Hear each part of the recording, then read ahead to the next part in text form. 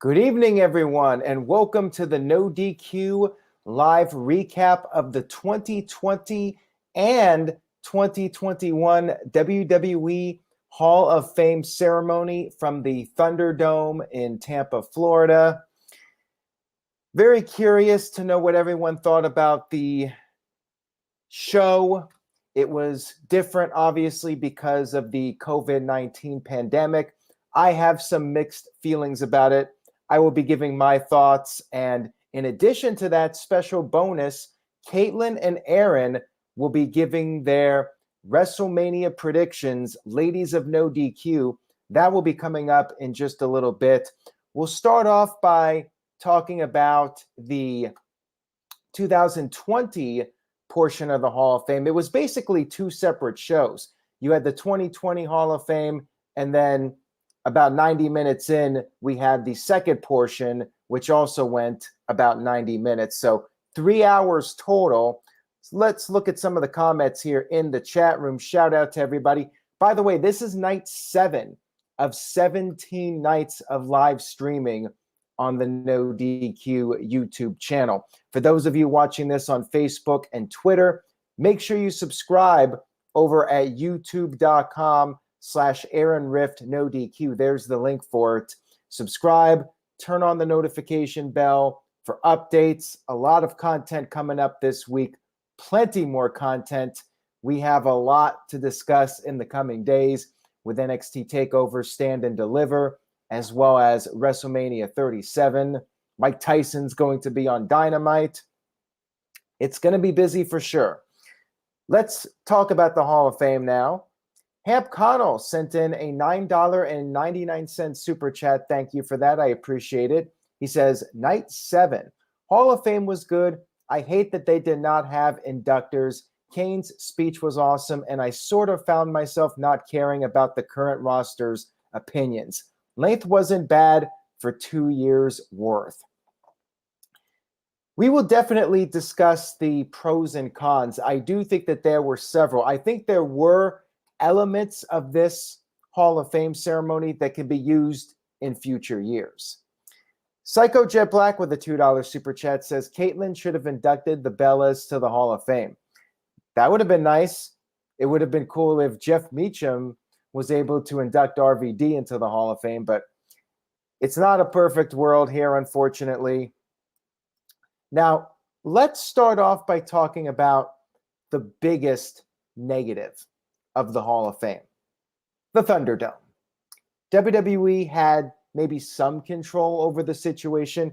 WWE chose to not have any people in the audience. I thought we were going to get at least the wrestlers who are already being tested regularly for COVID. I thought at the very least we would have them sitting there and they would be the audience, and you would have the Thunderdome and the reactions, piped in cheers and whatnot. But no, even though we had the wrestlers interviewed backstage, they were dressed up for the Hall of Fame. None of them were out there participating as the audience.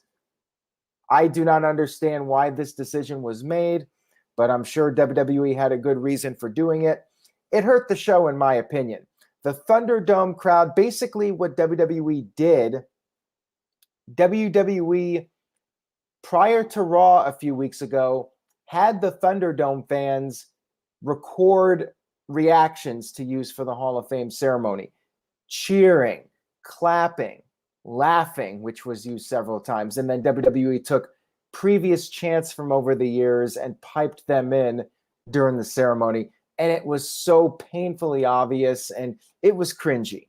Like, to me, that was the biggest negative, the Thunderdome experience for the Hall of Fame.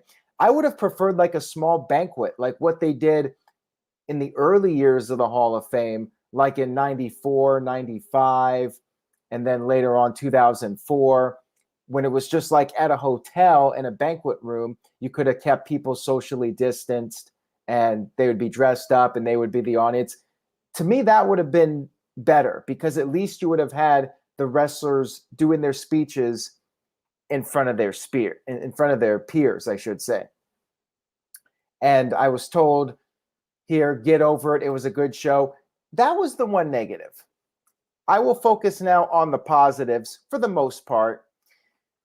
As far as the speeches go, I think it's mostly a positive. I think it's a positive that the speeches went a lot faster. That was definitely nice, because some years they go on way too long.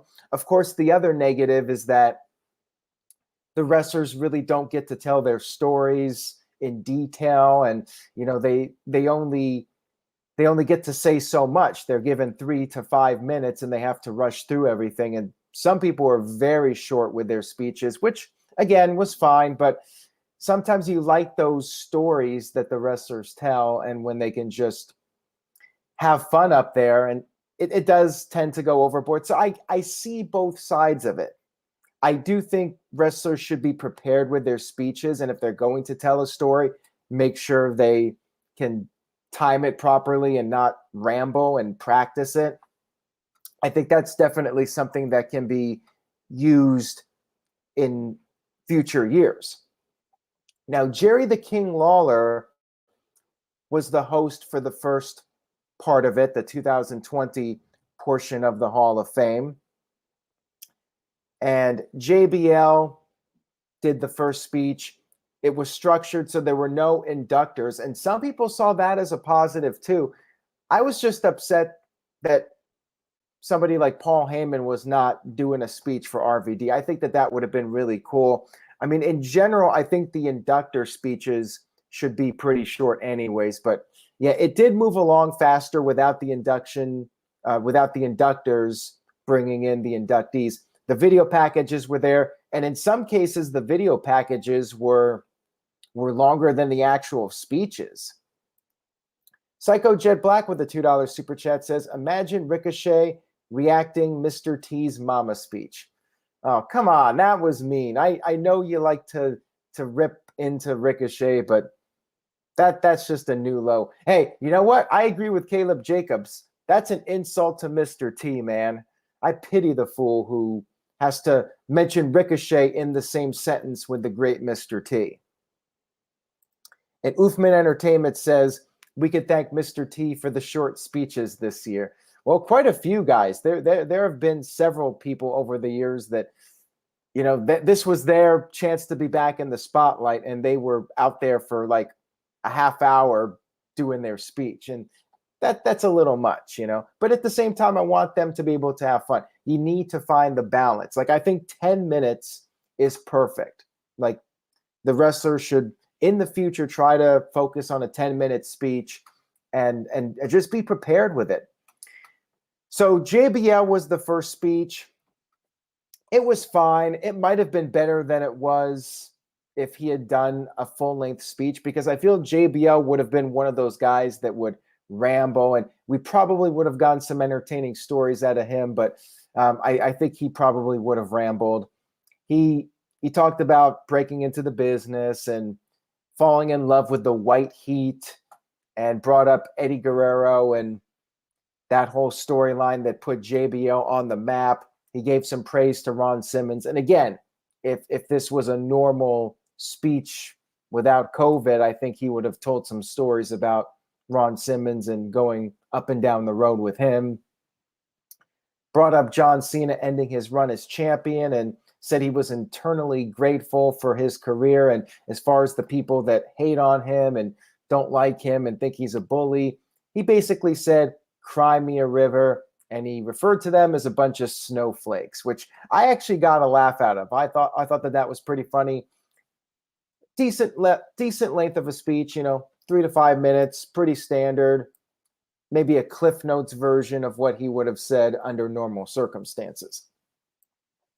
And throughout both portions, we had a red carpet segment throughout the evening with various people being interviewed, which was fine. It was a bit more condensed from other red carpets where it would just seem to go on for a while. You got straight to the point, got to the interviews with people talking about the wrestlers. It was fine, but maybe it was a little bit too much. I'm not sure. We had Harry Smith, the son of the British Bulldog Davy Boy Smith, doing the induction speech. And this one was pretty good. You had Harry with a bulldog named Buffy, who we referred to as the granddaughter of Matilda. Harry thanked the fans, praised his father for being a great athlete and being a great parent. He said his favorite moment growing up was his father's match against Bret Hart at SummerSlam 92, praised Davy's matches with Owen Hart, praised the British Bulldogs, the team of Dynamite Kid, and said that his father's spirit lives on through him and his wrestling career. It was a good speech. I enjoyed it. Got a little emotional at times. I thought it was very cool. This was a good speech. And again, it might have been even better if he had an extra 5 minutes or so, but he got his points across, and I thought it was well done. We had a video package for Jushin Thunder Liger with various stars from today's era talking about him. And it was a short speech. It was a virtual speech. Pretty much all of the virtual speeches were very short. Liger talked in Japanese. We had subtitles, talked about how honored he was to be part of it, said he had goosebumps, thanked the fans, and that was pretty much it. Very cool for him to get that moment. It's sad that he didn't get to be there in the States in front of an audience for this. I think with his career and everything he accomplished, would have been nice if he got that moment, but still pretty darn cool to say that Jushin Thunder Liger is now in the WWE Hall of Fame. And I agree with this other comment in the chat room about Winston, the British Bulldog's other Bulldog. Matilda was with the Bulldogs tag team. Winston was when Davey Boy went off on his own. Poor Winston never gets any love. There you go. Winston getting some love here on this recap video.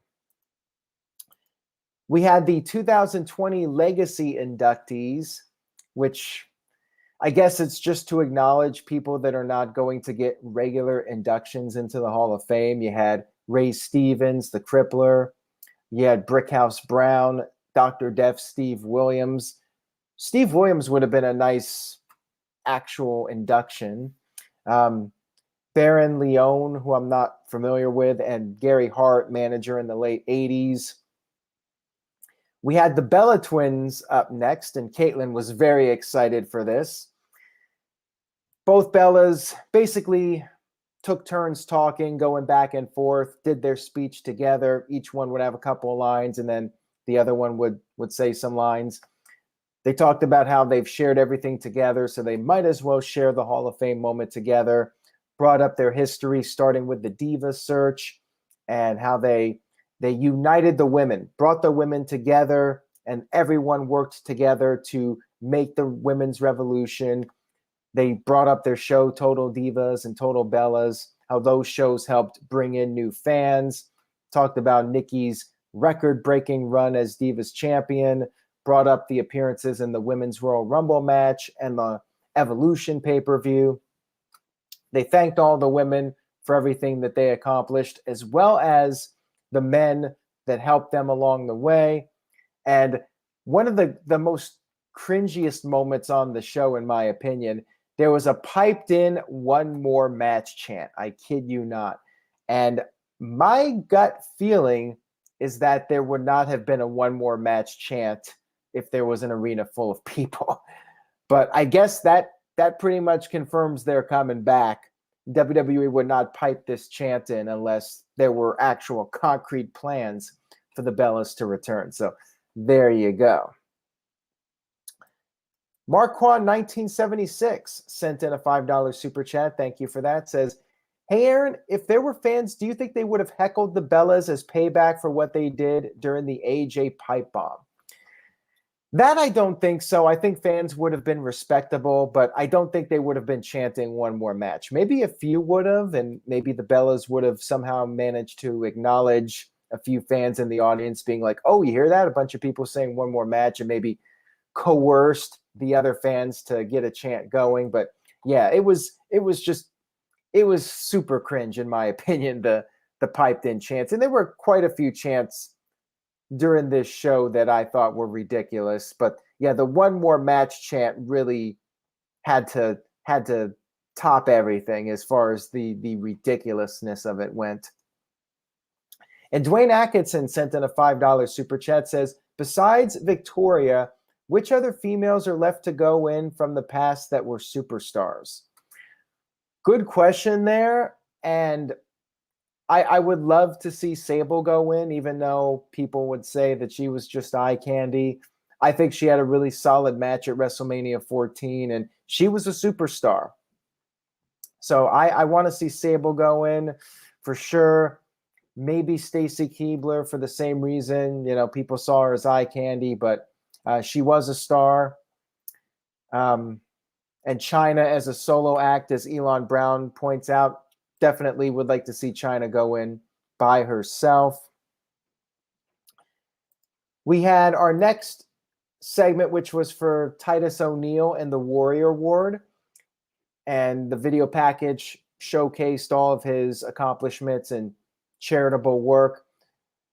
Titus gave a great speech. One of the best speeches of the night. Talked about his upbringing, how he was bullied and a victim of sexual assault and grew up in poverty, and he joined the Florida Sheriff's Youth Ranches group that helped troubled kids. O'Neil was told by these people that he was loved and they believed in him, and that helped him make change in his life. That motivated him to become somebody that could help others and motivate them to succeed in their lives.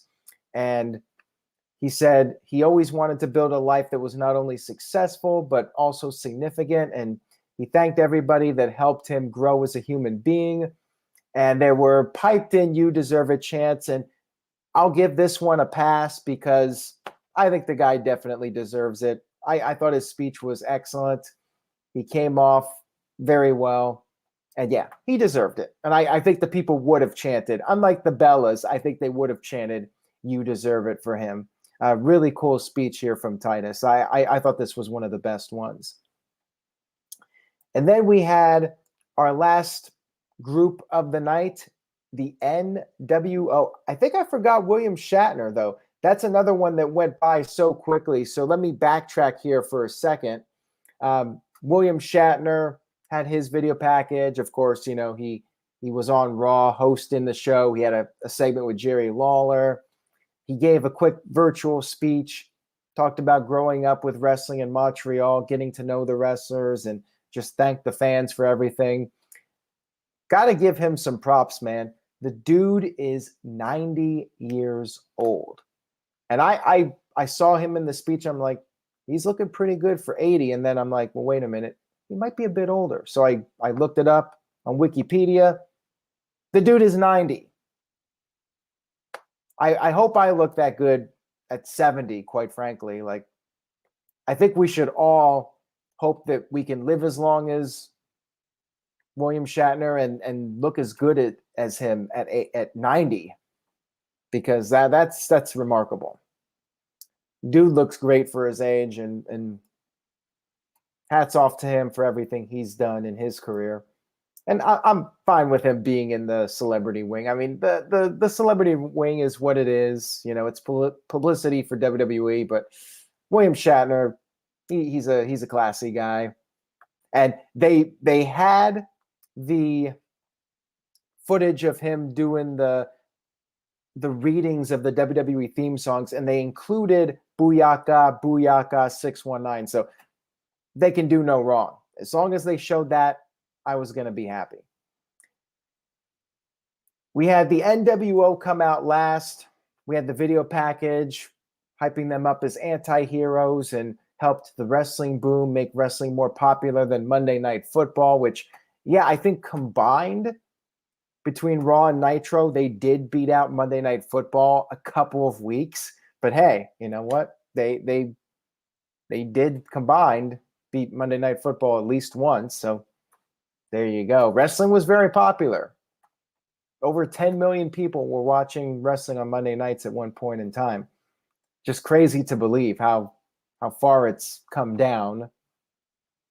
So anyways, Hulk Hogan came out with the the spray-painted NWO championship. And Sean Waltman, X-Pac, cut his speech pretty short. Just thanked a lot of people. And same thing with Scott Hall. Kevin Nash talked a little bit longer. This was the kissing WWE's ass portion of the Hall of Fame. I mean, Kevin Nash, we all know, we've all joked, he's the smartest man in wrestling. Dude knows who's signing his paychecks and who's keeping his legacy alive. Because he's like, the reason the NWO succeeded was because Razor Ramon and Diesel both joined WCW from WWE at the same time. If it was Oz and Vinny Vegas or Oz and the Diamond Stud, it wasn't going to work. And if they'd come in like a year apart, it wasn't going to work. It was Diesel and Razor both coming to WCW at the same time.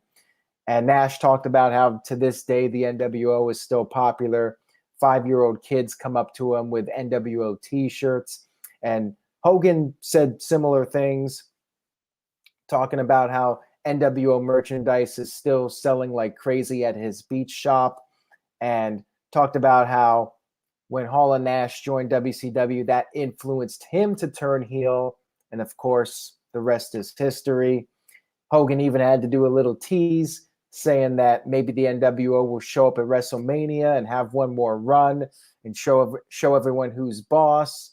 And, you know, they hit the music and did the Too Sweet, had the piped in For Life, which was a little goofy, but by this point I was used to it. And yeah, nice way to end the show with the NWO. Again, it would have been nice if we had the fans for this, just for the reactions and everything. But speech was good. Nice close to the first part of the Hall of Fame.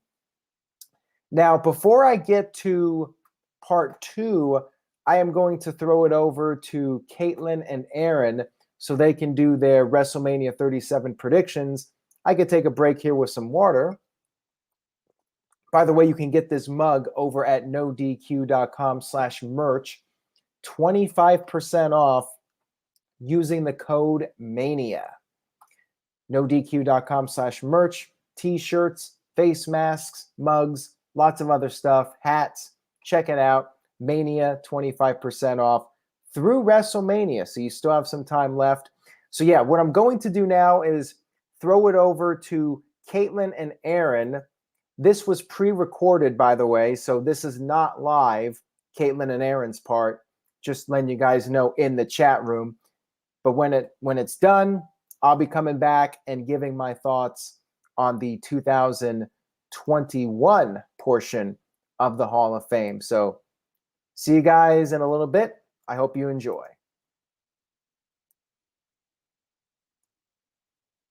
Okay, welcome NoDQ Galaxy. We are the ladies of NoDQ, and we are here to do somewhat quick picks of WrestleMania. We did this a couple years back with Big G. We held up signs at the same time. We just thought it was kind of fun. So we thought we would bring that back. If we have something of importance to say, we will say that, but we'll go through these pretty quickly. I got my Bella gear on because it's Hall of Fame night, and that's all I will say for that. 1 through 10, how excited are you for WrestleMania? Honestly, don't even know. I don't even know.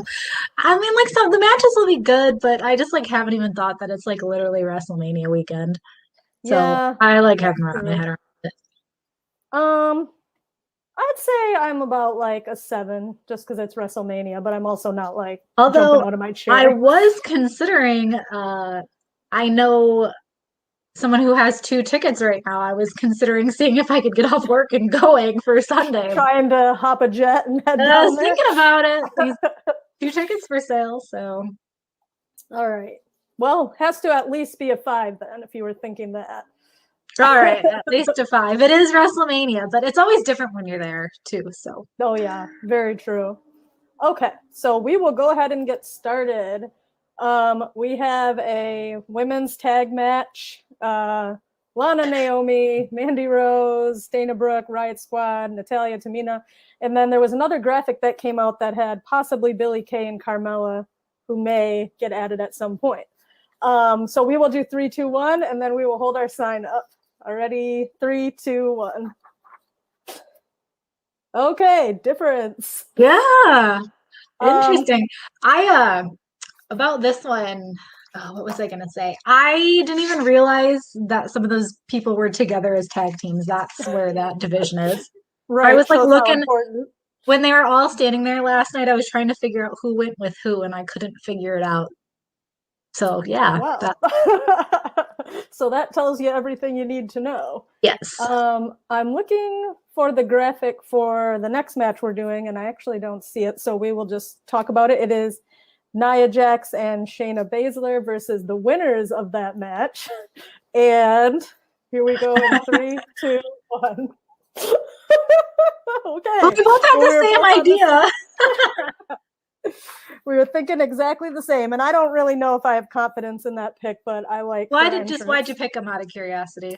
I just was thinking like her entrance, and I saw in the chat room Noah mentioned something about like Naomi from Florida and stuff, and I was like, whatever, I'll go with that. I was like, I went with Natalia and them because Natalia was on Raw Talk bitching about how she wasn't getting an opportunity and that maybe she needed to go knock on Vince's door, and then Paul Heyman was talking to her, so that's why I went my way.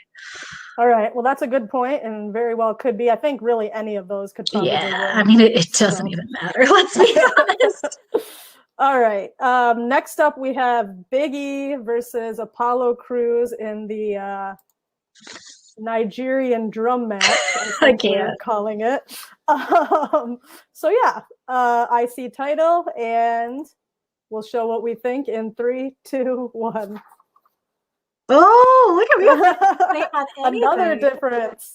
Yeah, I just thought, if they're gonna do something with him, they got to do it here for Apollo anyway. I listened to a little bit of the guy's review, and I agree when Aaron said earlier that because of how this is, it's going to be a lot of baby faces winning. So I kind of did the same thing. When in doubt, go with the baby face. Okay, that's a fair assumption, and you very well could be right. Next up, if I can find it, here we go. We have the tag match, Raw tags. The New Day versus AJ Styles, and I hope I'm saying his name right. Omos? I think it's Omos. Omos. I heard people saying it differently, so I wasn't 100%. All right, let's show our thoughts. See if we're right, we're together on this one. Did we do it? No! Oh my god, I hope that we're just different on every single one now. That would be really funny. I actually changed mine last second. And really? I had a different, my other sign, which I kind of made a joke on and said, it's a new day, yes it is, or not. But don't get that confused, Noah. I switched it to AJ and his pal. I let people get in my head on that one. Yeah. I feel like on this one we're gonna have the same. Okay. You're probably right. So the graphics were easy to find. That would be good. We have Braun Strowman and Shane McMahon, and let's see if she's correct that we're the same. In 3, 2, 1. Yes. Hey. Yeah. Not much to say there. Shane will get his moments. Yep, and then he'll be half dead, and then Strowman will win. Yep. So that's or he might get counted out or something dumb like that. Yeah, that's true. This one I didn't know. Yeah, this I wasn't 100% sure either. We have Matt Riddle versus Sheamus. I cannot get over that graphic for Sheamus. I know I said it last. Yeah, you did. It's kind of an odd position. Why is he so hunched over? God. I don't know. It's definitely a look he's got going on there. U.S. title for this one. Let's see if we thought the same. 3, 2, 1. Hey! You like my I do. Yeah, you have anything for this one? I went babyface. I had no idea. Okay. That's literally that was my thought. And I just like Matt Riddle, so so do I. He makes me. Yeah. So that's what we're going with on that one. And next we have I should have moved these so they were in order. All right, well. Graphic list, who cares? Yeah, oh wait, I got it. We're good. Okay, so we have Kevin Owens versus Sami Zayn and YouTube star. His name is Logan Paul, correct? Yeah, it's Logan. Okay. Not Jake, Logan. Well, he's not in the match, but he'll be there. Yeah. All right. So this is just, I think, a straight singles match. In 3. And I'm sure Logan will get involved in it or something somehow. Yeah. But how will that affect? Let's see how we think. 3, 2, 1. I like how we both just wrote KO too. Apparently we're both too lazy to write Kevin Owens out. We're like, we can't be bothered to fill that whole page. Too many letters. Yeah, that match should be I think it'll be good. You know it's gonna be a good match between those two. They're gonna beat each other. But okay. Pushing on through these in the second half. Well, we didn't do them in the nights that they're on, but we're into the second half of the matches now. We have the Raw Women's Championship, Asuka versus Rhea Ripley. All right, let's show it in 3, 2, 1. Hey! All right. I just think it makes no sense to bring Rhea up here, have her challenge Asuka, and then lose. Like, yeah, agree. You need to make a new star. It doesn't make sense to have her lose. Especially after last year. When she lost to Charlotte. Yeah. So definitely time for that to change around. All right. This is a tough one, I feel like. I agree. Yeah. Cesaro versus Seth Rollins. Just a single match. Yeah, before you flip, it was hard to pick because, Rollins just came back, but are they going to give Cesaro the push that he deserves? It's hard. Exactly, and that was what I based it off of, was those two questions, as you did, I'm sure. It is, so it's how did we answer them? Let's find out in 3, 2, 1. Hey, all right. The final thought was I didn't think Rollins would have a problem putting Cesaro over. And that's why I went with. That is a good point. And also, I think I was listening to somebody else say, like, he can take losses. Like, Cesaro needs. Rollins doesn't. Definitely. Now, we do not have an updated graphic after this was changed to a tag match, but we'll use this one for Bad Bunny and Damian Priest versus Miz and Morrison. Yeah, let's see. I think we're gonna be the same on this one. I think everyone will be. 3, 2, 1. Yep. Yeah, just the build, the way that's going. Can't really see that going. Yeah, I don't. In another direction. Let's be honest. The Miz just always loses. So he does. He does. If you want to put someone against Miz, they're gonna lose. Yeah, definitely. Oh God.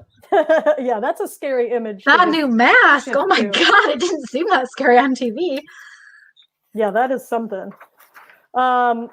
So this is singles match, The Fiend versus Orton.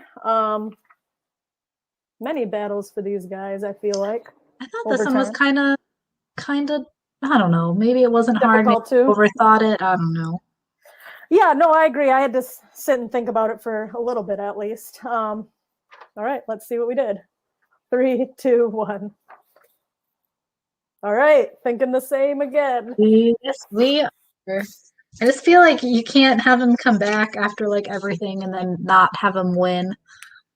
Yeah, no, I agree 100%. And they, because where do you have him go from up there? Along the way. Yeah, where does he go from there if he doesn't win? I agree. Nowhere. Randy Orton will be fine. Yeah. Okay. Moving on to the ladies. I think they are maybe closing night one, people are saying. Sasha Banks and Bianca Belair for SmackDown Women's Championship. I'm interested to see what we thought on this one. Yeah, I am too. Do you think we'll be the same? I'm not sure. I'm not sure either, but I feel like we are. You do? Okay. I do. In 3, 2, 1. Hey, I just want to EST. I just feel okay, especially if they do close it. They close it with that match on night one. To me, it makes way more sense for Bianca Belair to win. Plus, again, like we have to start pushing new stars. Like, and she won the Rumble, so like, yeah. have a. But they have done that at a couple of WrestleManias where they don't win. That they have. But I don't want to see that with her, so I hope that does not occur. And it'll kill her momentum. And again, it goes back to like Sasha will be fine. Yeah. And then they can like fight it out again. And I wouldn't mind seeing them go at it again. They're both great. No, definitely not. It's going to be one of the better matches, I think. I agree. Both nights. All right. We've got Bobby Lashley and Drew McIntyre. This one I thought was a little bit harder for me to pick than I think it should have been. But I did spend a few minutes here. And what do you think? Was it hard for you or no? This was the only one I had actually like picked before, like just a little bit ago because I was at work and just didn't have time. But I was listening a little bit on the way to work, and this was the one that they had talked about. So I kind of picked that one in my head ahead of time while they were talking about it. All right. Well, let's see what we chose. 3, 2, 1. Okay. Thinking the same. Yeah, just the moment that he didn't get and all that. I mean, yeah, got it, but yeah, again, too, like I feel like the babyface is going to win, especially if they open the show. If that's what they're predicting, I don't think you want to start the show with the heel winning. I think you want an automatic pop, and it makes sense to me that Drew would win. I agree, 100%. And we are on to our final match. Yeah, this actually was kind of tough, I feel. Yeah, I was like, I don't know if we're going to be the same here. Yeah, I don't either. I don't know what you're thinking. We've got Daniel Bryan, Roman Reigns, and Edge for the Universal title. Let's find out what we thought. 3, 2, 1. Oh, same. Well, I don't know if you remember on the last predictions video that we did for, what was it, Fastlane? Mm-hmm. I said I thought this match made more sense to be a triple threat, and I said if it was going to be a triple threat, I was going to go with Edge because Daniel Bryan can take the pin. Yeah, and that's kind of what I ended up thinking. I wanted to say Daniel Bryan because I really want to see him win that, but I don't think that's happening. So the thing is, like, going with the babyface, like I know I said I've been kind of doing that for most of them because it makes more sense with just how the world's been right now.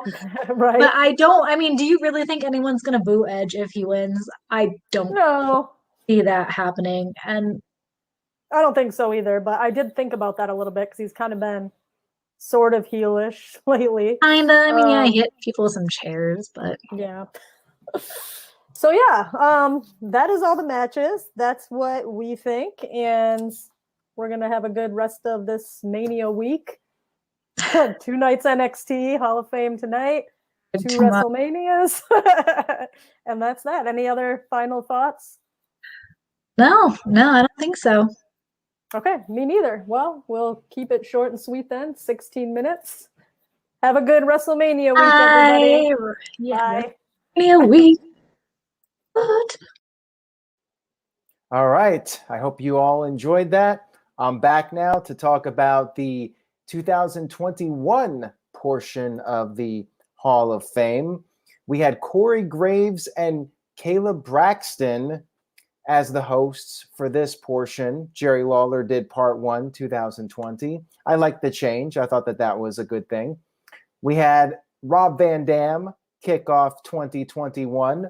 We had a video package, including footage of his ECW run, of course, and his WWE title win at One Night Stand. He talked about going full circle because 30 years ago, he would travel from Battle Creek, Michigan, all the way down to Tampa, Florida, which was a hotbed of wrestling at the time. He talked about when his father passed away, the fans brought the positive energy and they helped him get through that tough time. He talked about how it was an honor to be in the Hall of Fame with the other legends that helped influence him. He thanked numerous people, including the Sheik, Sabu, wrestling promoters that saw something in him. And he called his induction a victory for everyone. And he said that the crowd support when he would go up for the 5-star frog splash, that was better than any high. And he, of all people, would know. This was a really good speech. RVD did a great job with this. He spoke from the heart, and I really enjoyed this one. I thought this was one of the better speeches of the entire show, both 2020 and 2021. Psycho Jet Black with a $2 super chat says, Aaron, you're back and you're better than ever. Yes, and that was actually going to be my line, and I forgot to say it. So thank you for reminding me. I blew it. I totally ruined the opportunity. Oh, well. Moving on here, we had Molly Holly and several women, including Trish Stratus, were interviewed. Trish Stratus were interviewed in her video package. And Molly kept it very short. Molly praised several members of the WWE crew, mentioned a lot of them by name, which I thought was really cool to acknowledge the people behind the scenes. And she just said she's internally grateful for the fans and everything. And yeah, that was it. I mean, this was maybe a minute, 2 minutes tops. The Great Khali's video package aired, and it was focused on his WWE title run, some of the comedy stuff he did, but mostly his influence in India, training wrestlers and bringing in fans in that country. He had a very short virtual speech, just basically said how happy he was about the induction, how happy his family was. And I think the video package was probably longer than the actual speech. And speaking of short speeches, we had Ozzy Osbourne, his video package, which showcased some of his music accomplishments and then his WWE appearances, WrestleMania 2, the Monday Night Raw that he hosted. I think he performed on a Smackdown a few years before that. He just did a brief speech and said he doesn't deserve the award, but the award is about the fans, and he thanked Vince McMahon and Triple H, and that was that. We had the 2021 Legacy inductees, Dick the Bruiser, Pez Whatley, who I'm not familiar with, Buzz Sawyer, a little familiar with him, Ethel Johnson, not familiar with her, and Paul Bosch, who I am familiar with. Again, it's basically to honor people that will probably never get their own solo induction into the WWE Hall of Fame just because they're too far out in the past, I guess. And WWE can't really get the mainstream publicity out of it. TJS sent in a $3 super chat. Thank you, Tyler. Says, you ever expect Kane to go in before Undertaker? Actually, I did. I figured Undertaker would be until he was completely done, and we were all thinking, when is that going to be? Kane, on the other hand, was winding down his career for a while, doing the politics, mayor of Knoxville. So, yeah, I did think Kane would go in before Undertaker. We had Eric Bischoff's video package recapping his accomplishments in WCW during the Monday Night War, NWO footage, also footage shown from after WCW shut down when Bischoff became the GM of Monday Night Raw. He joked about how he only had 3 minutes for his speech. Wait a minute. Did he say 3 minutes? I did like that reference. And he talked about his journeys in wrestling and how he stood on the shoulders of giants that came before him to succeed in the wrestling business. And it was a fairly short speech. Bischoff thanked the fans from the bottom of his heart and said the best is still to come. Now, what does that mean? Is he going to show up on AEW Dynamite with his WWE Hall of Fame ring? I don't know, but speech was all right. I think this would have been a speech that would have been better with an audience. I think Bischoff would have talked longer and maybe would have interacted with the fans a little bit. But it was fine. We then had our Warrior Award presentation for Rich Herring, who has worked behind the scenes in WWE for many years. I'm not even familiar with his name, and I've been watching WWE, pretty much since birth here. He was at SummerSlam 91 as the officiant for the Randy Savage and Elizabeth marriage. Did not know that. He was praised as being an unsung hero and playing a crucial role in the company's development. Dana Warrior had some kind words for him in a pre-recorded message. Herring came out, thanked the employees for their hard work, called them the unsung warriors. I liked this.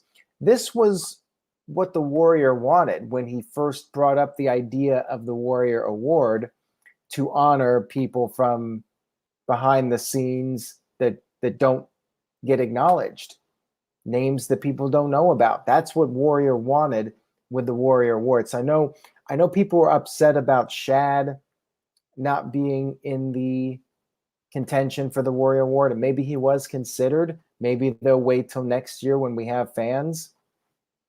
But this was cool.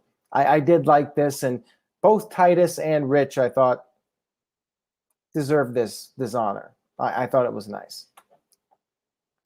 We then had our final induction speech of the evening for Kane. The video package for this was badass.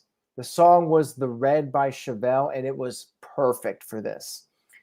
This was arguably the best Hall of Fame video package I've ever seen. It's top tier. Like, it's got to be top 5 as far as Hall of Fame video packages go. Really well done, showcasing everything Kane did from the beginning, Hell in a Cell, attacking Undertaker, the stuff with Daniel Bryan, winning the world title, setting JR on fire. Like, it covered everything. Awesome, awesome video package. Go out of your way to see it if you haven't. So anyways, Glenn Jacobs, Kane, had the Kane mask in a box, which was a nice little prop for the speech. You could tell the guy who has experience with speeches, being a politician and all, Kane did a great speech here. He hit all the points. He did it in the time frame WWE wanted.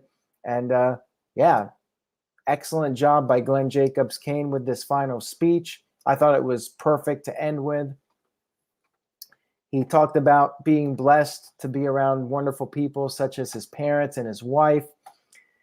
He covered all the bases. He thanked people in the wrestling business that helped his career get started, people like Dutch Mantell, Jim Cornette, Jim Ross, and he apologized for setting JR on fire in that skit. Talked about his WWE career, called the feud with Undertaker and Paul Bearer the greatest story the WWE ever told. I don't know if I would go that far, but it's top 5 for sure. Like, I still think Austin McMahon and Austin Bret Hart would be my top 2, but this might be number 3. It's up there. And he wrapped up the speech by thanking the fans for making Kane one of the most memorable characters in WWE history.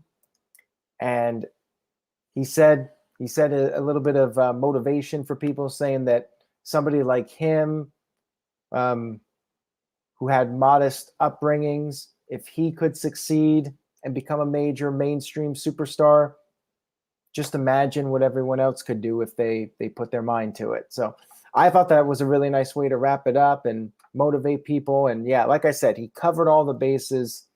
He said everything that would have been said in a longer speech. He cut it down. He got to the point. Fantastic speech. Probably the best one of the night, of the 2 nights, of the 2 Hall of Fame classes. The top ones for me, Kane has to be number 1, and then Titus's Warrior Award speech was probably my favorite of the 2020 class, and RVD's was great as well. So those would be my top 3 if you're going to check out some of the speeches. But all in all, it was a pretty easy watch. 3 hours total. Like I said at the beginning, some cringy moments with the piped in chants. Hopefully this is it. Next year we'll have an audience again if for some reason, and hopefully this doesn't happen. Hopefully this is long gone by next year. If they have to do another Thunderdome Hall of Fame, maybe consider not doing that. Maybe do it in a banquet hall with the wrestlers. Just my opinion. I think they should have done that for this year. Really, I think they should have split it up, done 2020 for WrestleMania weekend, and then saved the 2021 class for SummerSlam weekend. But they did what they did, and they did the best they could. The wrestlers being honored, the personalities, they did the best they could. So congratulations to them. All in all, solid entertainment. And thank you guys for tuning in tonight. I hope you enjoyed the live stream. It's late, so I'm getting out of here. Going to be some late nights coming up because the WrestleManias start at 8, probably going 3.5 hours each. But I'll be pulling through. We got a lot more to come. Again, subscribe, youtube.com/AaronRiffNoDQ. Take care, everybody. Have a great night, and I will see you all next time.